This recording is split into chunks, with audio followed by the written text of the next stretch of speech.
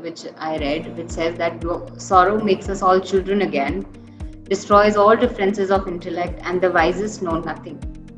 So, as in, there's only so much that I can teach in this class. There's only so much that anybody can learn about grief.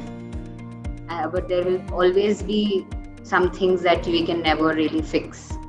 So, treatment, whatever I'm talking about, is whatever literature has taught me, which has helped, but nothing is the perfect solution to handling grief. That's something we have to understand. Yeah. So, let's start with the very basic: what to say and what not to say. Okay, and this is so important, I believe, and so many people are talking about it on social media. Um, as a friend, as a loved one, some things that you can say is, "I'm sorry for your loss," or "I wish I had the right words."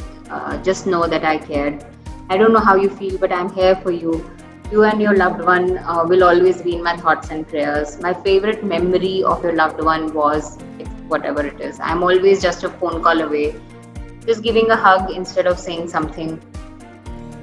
We all need help at times like this. I'm here for you. I'm usually up early or late. Just tell me if you need anything, and saying nothing, just being with the person. So these are some things which can make the person feel supported, feel validated, and things which we should avoid saying, which we should not say, is at least she lived a long life. Many people die young. Anything which starts with at least, that's showing sympathy, not empathy. Yeah? At least they lived long. At least it's after a loss of a job. At least your partner has a job. These are things which you're denying the person their freedom to grieve. So anything with at least should be avoided. He is in a better place. Sometimes it helps saying these things. Sometimes it gives people comfort. Maybe not every time. She brought it on herself. There is a reason for everything. Aren't you over him yet? He has been dead for a while. You can have another child. She was so good, God took her back. I know how you feel. Be strong. She did what she came here to do and left. Things like these, when the person is grieving, is very insensitive to say, very invalidating, very sympathetic and not empathetic. So let's refrain from saying these things and say things which make the person at least a little comforted. As a therapist, what can we say? When a client comes to us, we don't know them personally, we don't know what really happened, but they share some loss with us. We can say that this is a lot to take in. This is hard news to hear. It's a big life event, and you're likely to feel a range of emotions in the days to come. It's okay to feel the way you do. You have a right to feel upset about this news. Although these feelings might not feel normal to you, they are natural responses to receiving this news. You might experience tears, anger, short-tempered, feeling anxious, and this is very usual. So if you see these statements, most of these reflect the fact that as therapists, we are just giving them a safe space to vent. We are just allowing them to be and letting them know, if you want to cry, anxious, get angry, all of that is okay. Yes.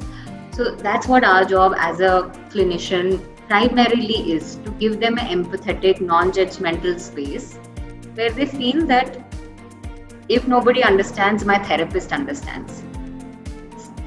Even if I can't cry in front of my family because I have to be strong, I can cry here proudly. So these are statements which can help the client feel that way.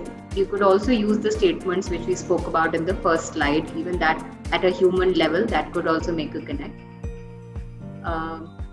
These are all subjective statements. Yes, these are subjective statements, like you say, Jayashree, and these are just examples.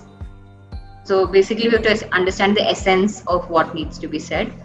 What really needs to be said will really depend on what the person comes to us with. Like, I remember what comes to my mind right now is one of my clients who lost a pet. Yeah. And The whole family was grieving, of course, all of them were very attached to that pet, but uh, her friends told her that it was just a pet. What's the big deal? You know, and just to where I told her that, it's all right, however you're feeling. It's your feeling and it's valid. You're allowed to feel the way you want, and that really made a difference.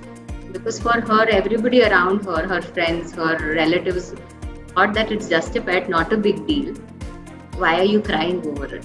But for her, it was a big loss, and just acknowledging that loss with her, allowing her to feel the way she did. Even if I think that 1 hour of my session, mostly we were silent because she didn't know what to say. And that's okay. Just being in that silence and supporting your client